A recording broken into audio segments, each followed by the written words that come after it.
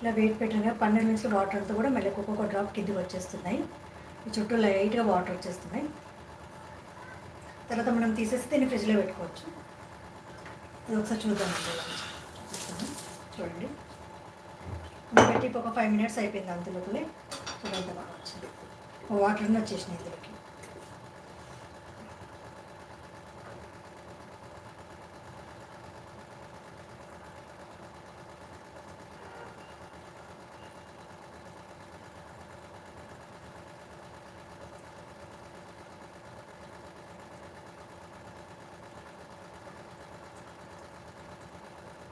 సరే పండ్లు ఎంత బాగా వచ్చిందో, ఎంత గట్టిగా వచ్చిందో చూడండి.